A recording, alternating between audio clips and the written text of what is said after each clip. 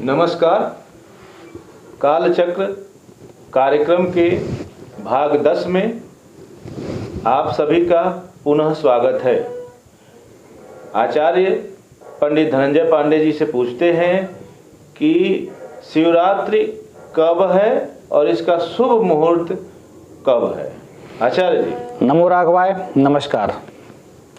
नक्षत्र ज्योतिष केंद्र के कालचक्र भाग 10 में मैं आचार्य धनंजय कुमार पांडे श्री मनोज जी के साथ शिवरात्रि विशेष लेकर उपस्थित हुआ हूं। इसमें मैं आपको बताऊंगा कि शिवरात्रि की तिथि, डेट और मुहूर्त, शिवरात्रि में किस किस कामना से अभिषेक करने पर क्या होती, किस सिद्धि की होती है प्राप्ति। तो फाल्गुन कृष्ण चतुर्दशी, खास बात यह है कि शिवरात्रि होती कब है। तेरस और चतुर्दशी दोनों का जहाँ संगम होता है उसी रात्रि में भगवान शिव का विवाह हुआ था और उसी रात्रि को शिवरात्रि मनाया जाता है।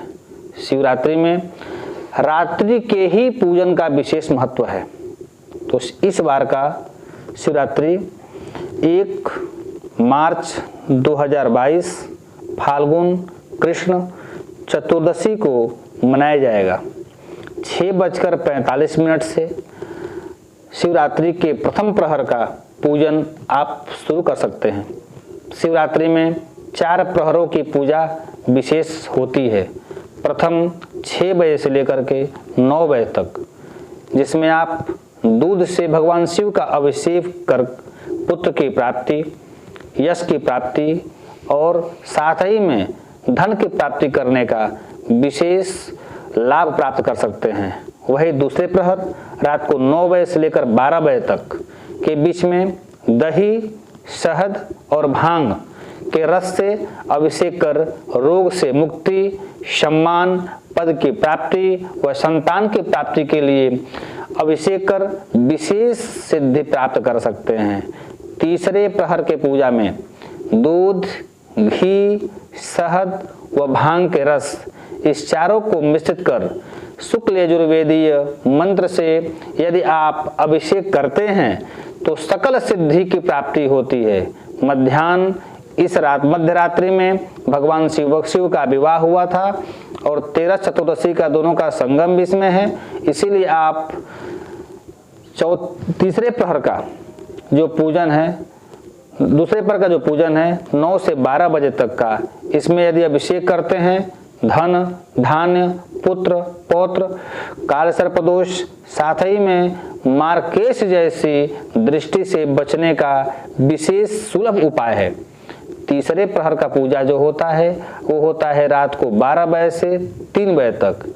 इस मध्य में क्या होता है, इस मध्य में 11,000 बिल्वपत्र, दूध से अभिषेक, साथ ही में गन्ने का रस व गुड़ से अभिषेक करने पर आप ऋण से मुक्त हो जाएंगे। साथ ही में आप अपार धन की प्राप्ति कर सकते हैं, शत्रुओं से पे विजय प्राप्त कर सकते हैं, मुकदमे में आपको जीत हो सकती है। यह समय है रात्रि 12 बजे से लेकर प्रातः ब्रह्मकाल 3 बजे तक। इस काल में आप गन्ने के रस, 11,000 बिल्वपत्र, दूध या शहद से अभिषेक कर तमाम तरह की सकल सिद्धि की प्राप्ति कर सकते हैं। चौथा प्रहर जो होगा वो होगा 3 बजे से लेकर के और 5:30 बजे तक। इस 2.5 घंटे में दूध, दही, घी, शहद और गुड़ यानी पंचामृत से यदि आप भगवान शिव का अभिषेक करते हैं तो इससे आपको पुत्र की प्राप्ति, नया भवन निर्माण, साथ ही में श्रीफल के चूर्ण से भगवान जी का आरती करते हैं। आरती के समय उसका भस्म बनाकर भगवान के ऊपर उसका वर्षा करते हैं। भगवान शिव की असीम कृपा आपके ऊपर होगी, शत्रु से पे विजय प्राप्त करेंगे आप, मुकदमे में आपको लाभ मिलेगी, उदर संबंधी गंभीर रोगों से और मूत्र संबंधी गंभीर रोगों से आपको मुक्ति मिलेगा।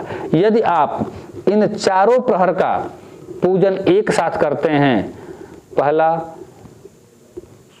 6 से 9, दूसरा 9 से 12, दूसरा 12 से 3 और चौथा 3 से 5:30, इस चारों प्रहर की पूजा अक्सर अच्छे विद्वान व शिव प्रेमी रात को करते हैं।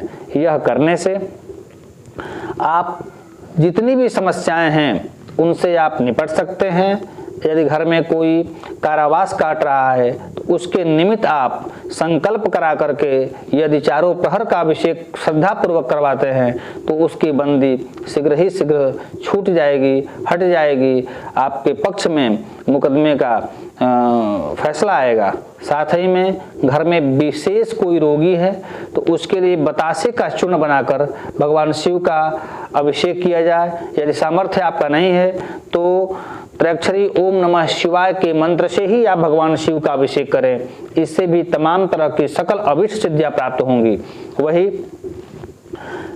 1 तारीख को दिन में भी आप सुबह 6:45 से 11 बजे तक अमृत काल योग का लाभ उठा सकते हैं। इसमें जलाभिषेक, पयाभिषेक, पंचाभिषेक, तमाम तरह के अभिषेक कराकर आप पुण्य की प्राप्ति कर सकते हैं। इस दिन व्रत रखना चाहिए, फलाहार करना चाहिए, भगवान का प्रिय भांग का बीज, भांग के रस, बैर व मृत्युफल से भगवान शिव का अभिषेक करना चाहिए। यह करने से शिव की असीम कृपा आप सब पे बरसती है। तथा मैं पीछे बताया हूँ जिस तरह की समस्याएं हैं उस तरह का उपाय आप अभिषेक के माध्यम से कर उस परेशानियों से निजात पा सकते हैं। तो 1 तारीख फाल्गुन मास की कृष्ण त्रयोदशी और चतुर्दशी संयुक्त तिथि में महाशिवरात्रि का पूजन, व्रत व त्योहार रहेगा। खूब श्रद्धा पूर्वक मेरे सभी भक्तजन भगवान शिव का अभिषेक करें, आरती पूजन करें, नैवेद्य का भोग लगाएं। साथ ही मैं पुनः कहूँगा इस चैनल को लाइक और सब्सक्राइब जरूर करें ताकि आपके आगे भी जो लोग हैं इस वीडियो का पुनः लाभ उठा सकें और कुछ जानकारियां उनसे मिलेगी आपके माध्यम से, तो आप भी पुण्य के भागी बनेंगे। नमः शिवाय, नमो राघवाय, नमस्कार। नमस्कार, नमो राघवाय।